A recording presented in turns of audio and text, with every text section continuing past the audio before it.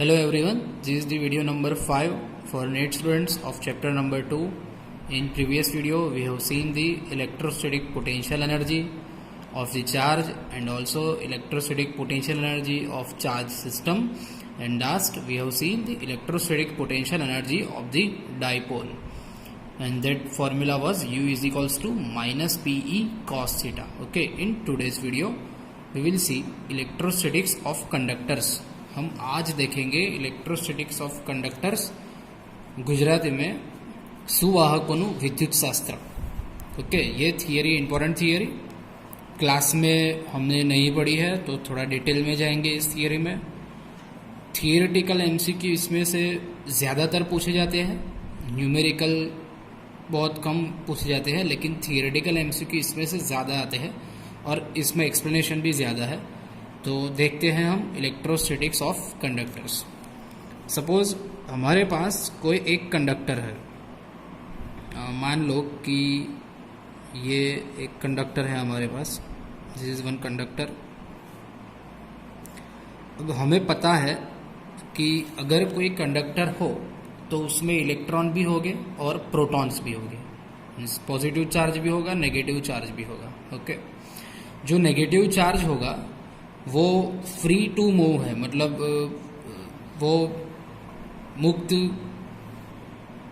जो फ्री वो मुक्त इलेक्ट्रॉन है, फ्री चार्जेस है, फ्री इलेक्ट्रॉन्स है. और जो पॉजिटिव चार्ज है, ओके, जो प्रोटॉन्स है वो अपने लेटिस पॉइंट पे फिक्स होते हैं, but electron is free to move. तो ये कंडक्टर, इसमें इलेक्ट्रॉन भी है, प्रोटॉन भी है, जितने इलेक्ट्रॉन उतने ही proton, means the negative charge is equals to positive charge. अब ये कंडक्टर को हम एक्सटर्नल इलेक्ट्रिक फील्ड में प्लेस कर देते हैं. ओके, तो इस पे कुछ एक्सटर्नल इलेक्ट्रिक फील्ड दे दिया.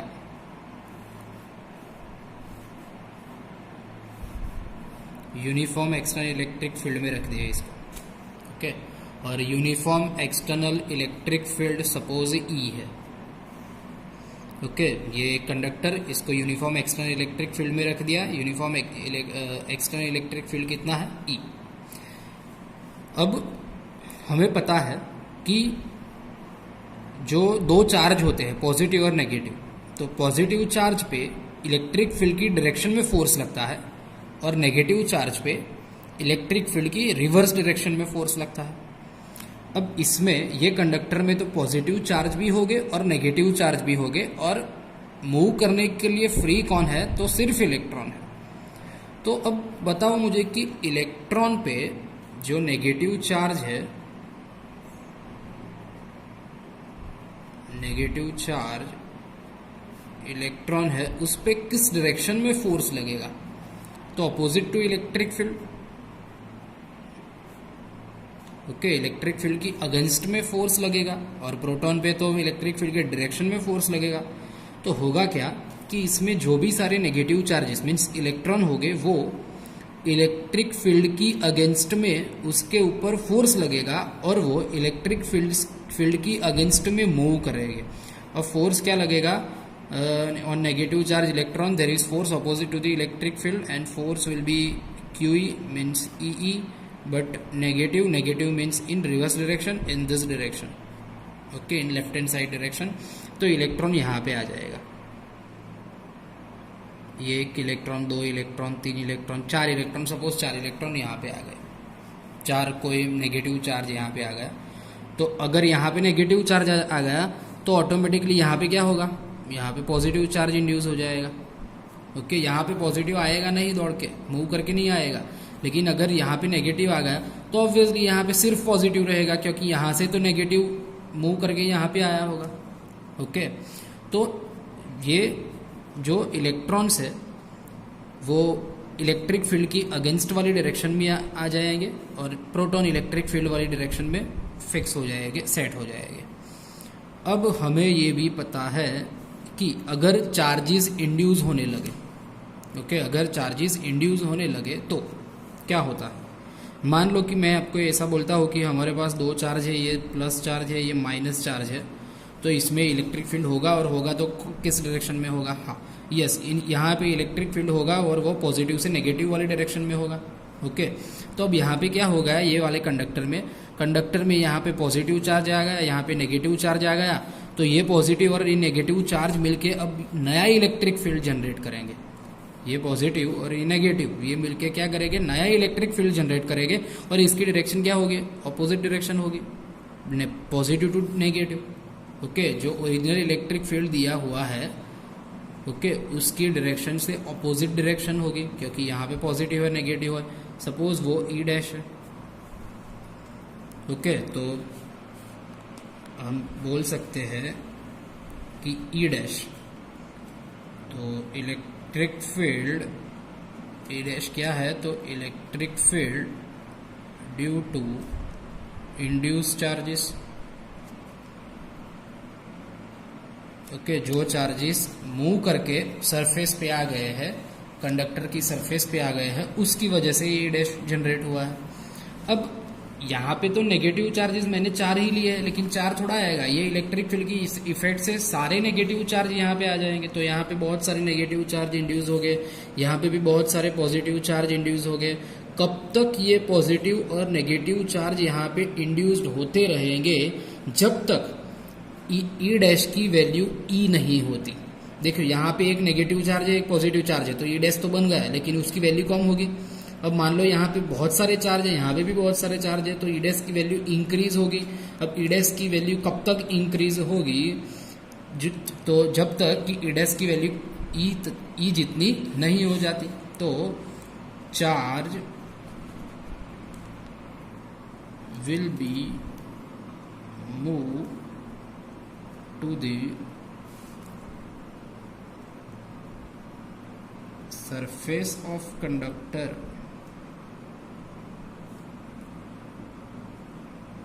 until E dash is equals to E। Okay, देखो तो शॉर्ट में देख लेते हैं। एक कंडक्टर है, कंडक्टर को हमने इलेक्ट्रिक फील्ड में रख दिया है, electric field right side direction में है। अब ये कंडक्टर में पॉजिटिव नेगेटिव दोनों चार्ज रहेंगे। नेगेटिव चार्ज पे इलेक्ट्रिक फील्ड की अगेंस्ट में फोर्स लगेगा, तो यहाँ पे नेगेटिव चार्ज इंड्यूस हो जाएगा, यहाँ पे पॉजिटिव चार्ज इंड्यूस हो जाएगा। अब ये पॉजिटिव और ये नेगेटिव की वजह से एक नया इलेक्ट्रिक फील्ड जनरेट होगा inside the conductor. Okay, conductor के अंदर एक नया इलेक्ट्रिक फील्ड जनरेट होगा, सपोज इसे हम बोलते हैं ई डैश। अब कब तक यहाँ पे नेगेटिव और कब तक यहाँ पे पॉजिटिव चार्ज इंड्यूस होगा, तो जब तक ई डैश और ई दोनों की वैल्यू सेम नहीं हो जाती। ओके, तो ये एक जनरल थियरी। अब इसके ऊपर से हम नए नए कंक्लूजन्स लाएंगे। इतना पता होना चाहिए पहले, इतना कंपलसरी मालूम होना चाहिए, इसके ऊपर से ही दूसरे सब थियरी, दूसरे सब कंक्लूजन्स आएंगे। ओके, और मेनली आपको 2 चीज़ खास पता होनी चाहिए। ई एक्सटर्नल इलेक्ट्रिक फील्ड है, और ई डैश जो कंडक्टर के अंदर वाला इंटरनल इलेक्ट्रिक फील्ड है। और ई डैश कैसे जनरेट हुआ, तो ये पॉजिटिव और नेगेटिव चार्ज इंड्यूस हुए, इसलिए जनरेट हुआ। अब मान लो कि मैं ई निकाल देता हूँ, ई ही 0 हो जाता है। अब ये इलेक्ट्रिक फील्ड 0 हो जाएगा, तो ऑब्वियसली ई डैश भी क्या हो जाएगा, 0, क्योंकि अगर ये इलेक्ट्रिक फील्ड ही नहीं रहेगा तो नेगेटिव और पॉजिटिव चार्ज यहाँ पे इंड्यूस ही नहीं होगा। ओके, तो ई डैश का मेन रीजन ये ई ही है। अब नाउ हमारा एक क्वेश्चन ये है, फर्स्ट क्वेश्चन, कि ये कंडक्टर के अंदर कितना चार्ज होगा। फर्स्ट क्वेश्चन, ये कंडक्टर के अंदर कितना चार्ज होगा। कंडक्टर के अंदर चार्ज 0 होगा, वो तो पहले भी 0 था, क्योंकि जितना पॉजिटिव चार्ज उतना नेगेटिव चार्ज। ओके, तो ये हमारा फर्स्ट कंक्लूजन है। Okay, first we will conclude all conclusions. First conclusion कि कंडक्टर के अंदर चार्ज कितना होगा, 0। सेकेंड, कंडक्टर के अंदर इलेक्ट्रिक फील्ड कितना होगा। कंडक्टर के अंदर इलेक्ट्रिक फील्ड कितना होगा, तो कंडक्टर के अंदर इलेक्ट्रिक फील्ड भी 0 होगा। वाई, कंडक्टर के अंदर, ये कंडक्टर के अंदर जितना एक्सटर्नल इलेक्ट्रिक फील्ड है ई है, उतना ही तो internal electric field E dash है, और दोनों अपोजिट डायरेक्शन में। देखो ई और ई डैश दोनों सेम और अपोजिट डायरेक्शन में, तो कंडक्टर के अंदर नेट इलेक्ट्रिक फील्ड क्या होगा, 0। ओके, तो फर्स्ट 2 कंक्लूजन आ गए। एक, कंडक्टर के अंदर नेट चार्ज कितना होगा, 0। सेकेंड, कंडक्टर के अंदर नेट इलेक्ट्रिक फील्ड क्या होगा, 0। ओके, अब थर्ड वन, ये जो कंडक्टर की सरफेस है, ये सरफेस पे ये सारे चार्जेस डिस्ट्रीब्यूट हो जाएंगे, जो भी पॉजिटिव हो और नेगेटिव हो। एक साइड नेगेटिव, दूसरी साइड पॉजिटिव, और ये डिस्ट्रीब्यूशन स्टेडी होगा। ओके, जब E is equals to E dash हो जाएगा तब ये डिस्ट्रीब्यूशन स्टेडी होगा, मीन्स अब ये चार्ज यहाँ से हिल सकते नहीं है। ओके, सब रेस्ट पे आ जाएंगे, स्टेडी डिस्ट्रीब्यूशन ऑफ चार्जेस होगा। तो ये जो सब पॉइंट्स है सरफेस के ऊपर, जो भी पॉइंट्स है ओके, वो सरफेस के ऊपर वाले पॉइंट पे इलेक्ट्रिक फील्ड मिलेगा। देखो, कंडक्टर के अंदर इलेक्ट्रिक फील्ड जीरो होगा, कंडक्टर के बाहर इलेक्ट्रिक फील्ड जीरो नहीं होगा, और कंडक्टर की सरफेस पे भी इलेक्ट्रिक फील्ड जीरो नहीं होगा। ओके, अंदर जीरो, बाहर नॉन जीरो, और सरफेस पे भी नॉन जीरो। तो ये सरफेस पे कुछ इलेक्ट्रिक फील्ड मिलेगा, और ये सरफेस पे electric field always normal to the surface मिलेगा, याद रखना। ओके, जो कंडक्टर की सरफेस है वो कंडक्टर की सरफेस पे इलेक्ट्रिक फील्ड हमेशा सरफेस के परपेंडिकुलर और सरफेस के नॉर्मल ही होगा। ये third point. Okay, first net charge zero, second net electric field भी जीरो, कहाँ पे? कंडक्टर के अंदर। Third net electric field on the surface of charge, sorry surface of conductor, conductor की सरफेस पे इलेक्ट्रिक फील्ड है और किस डायरेक्शन में है? तो सरफेस के परपेंडिकुलर, सरफेस के नॉर्मल। ओके, तो ये फर्स्ट 3 कंक्लूजन हो गए। अब फोर्थ कंक्लूजन, चौथा कंक्लूजन। चौथा कंक्लूजन इलेक्ट्रोस्टैटिक पोटेंशियल के बारे में है। वो ऐसा है कि कंडक्टर के अंदर इलेक्ट्रोस्टैटिक पोटेंशियल जीरो नहीं होगा। कितना होगा? तो जितना सरफेस के ऊपर होगा। ओके, मान लो कि ये सरफेस के ऊपर पोटेंशियल V0 है, ये सरफेस के ऊपर पोटेंशियल कितना है? V0। तो ये कंडक्टर के अंदर भी पोटेंशियल, इस पॉइंट पे पोटेंशियल निकालना है सपोज, तो वो कितना होगा? V0 ही होगा। ओके, याद रखना, कंडक्टर के अंदर नेट इलेक्ट्रिक फील्ड जीरो है, लेकिन नेट पोटेंशियल जीरो होगा नहीं। कंडक्टर के अंदर नेट पोटेंशियल कितना होगा? तो जितना सरफेस के ऊपर होगा। ओके, ये fourth conclusion. Now fifth conclusion. पहले फोर कंक्लूजन है वो हम लिख लेते हैं, फिर फिफ्थ कंक्लूजन पे जाते हैं।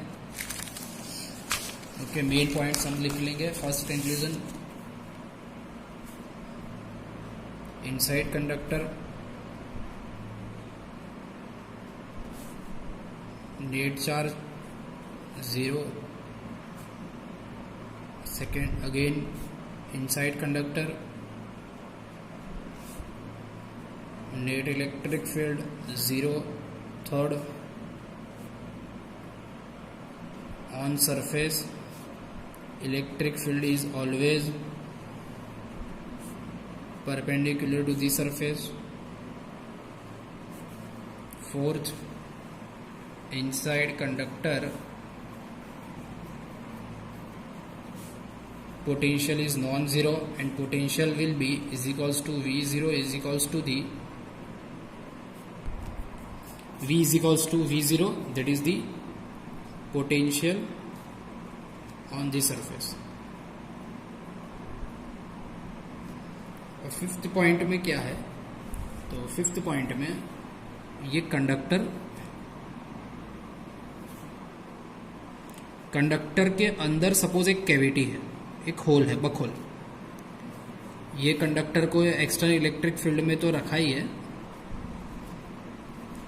ओके, इससे क्या होगा? यहाँ पे नेगेटिव चार्जेस, यहाँ पे पॉजिटिव चार्जेस, जो आगे हमने देखा, और यहाँ पे मान लो कि एक होल है, कैविटी। क्वेश्चन है कि अगर कंडक्टर के अंदर होल है, कैविटी है, तो उसके अंदर इलेक्ट्रिक फील्ड क्या आएगा?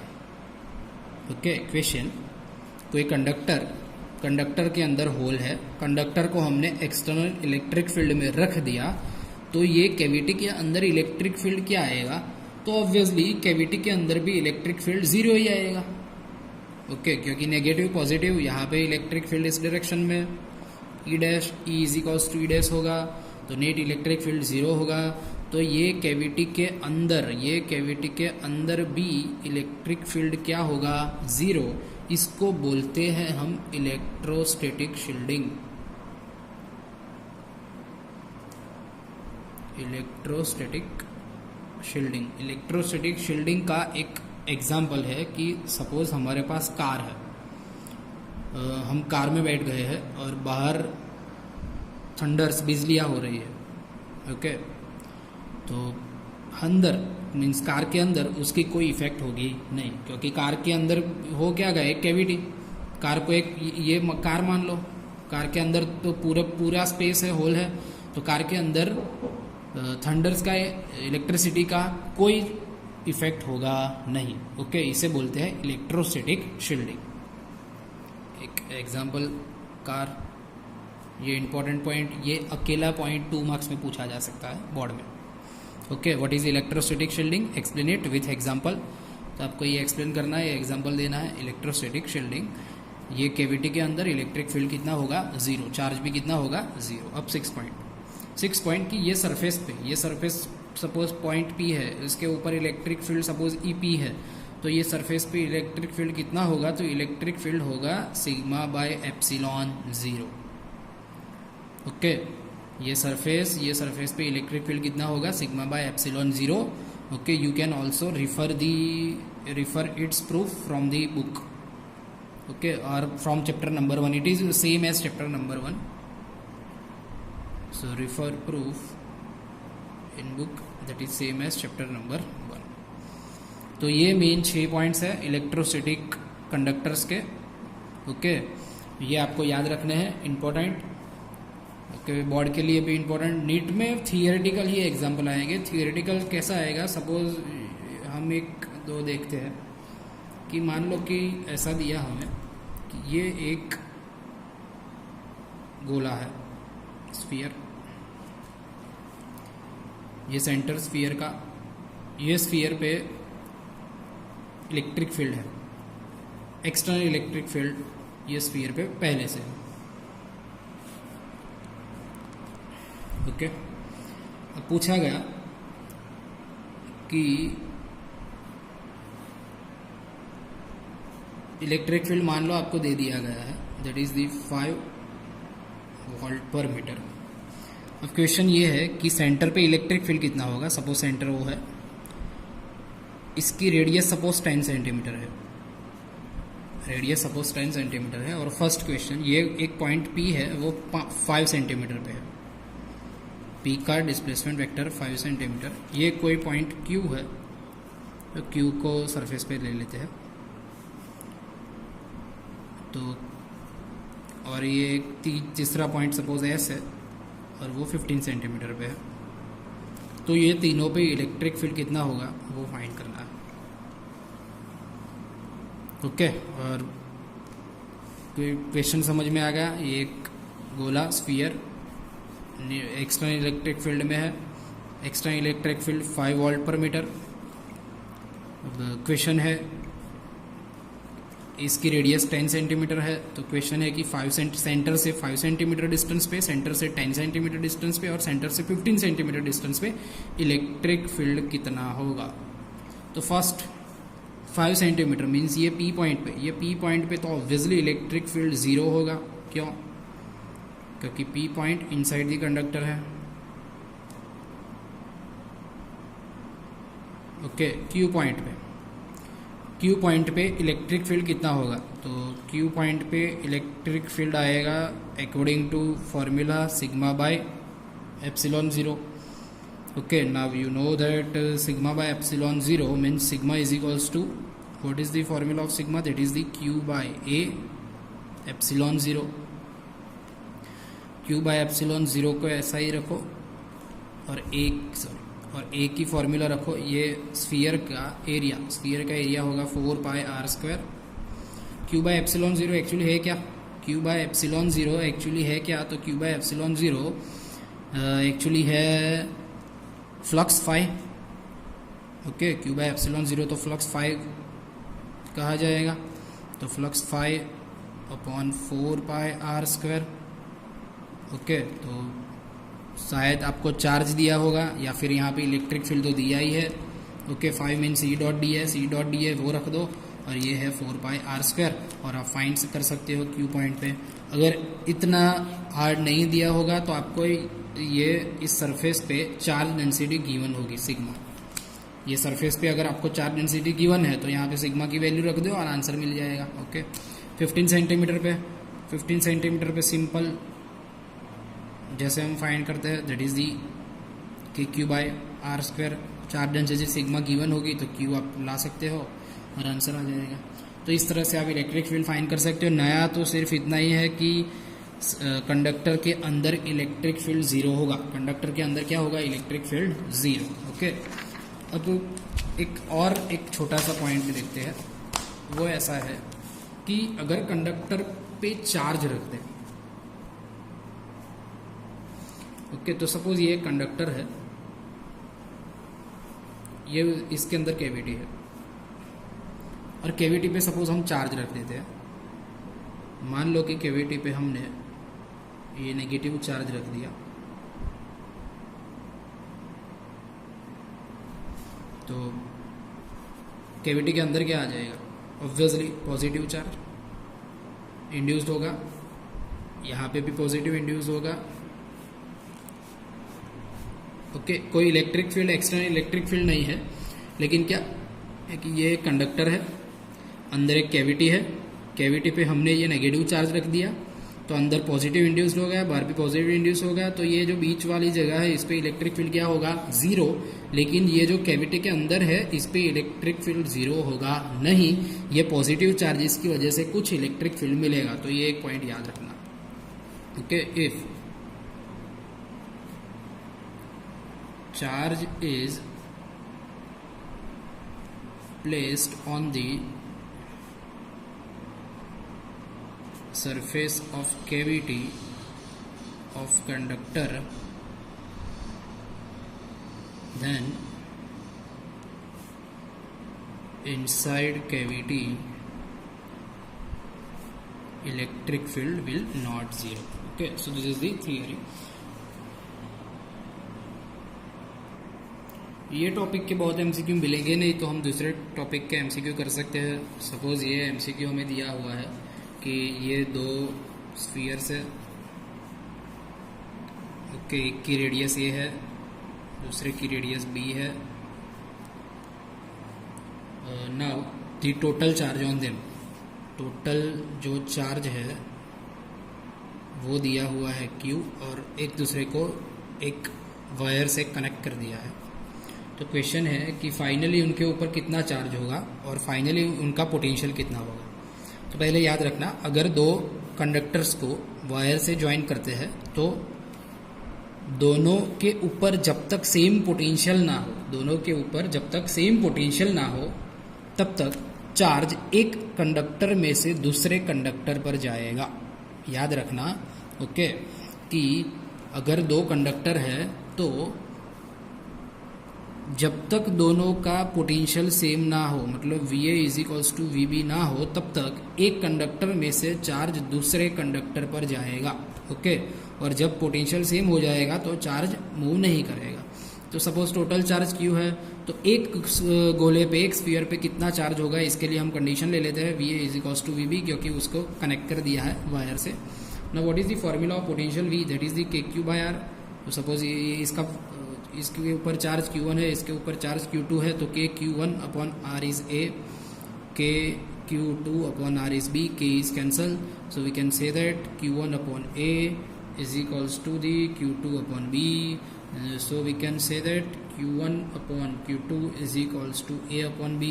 Now we can write like this, Q1 plus Q2/Q2 is equals to A plus B/B. Q1 plus Q2 means total charge, that is the capital Q/Q2 is equals to A plus B/B. So Q2 आ गया हमारे पास Q into B/A plus B।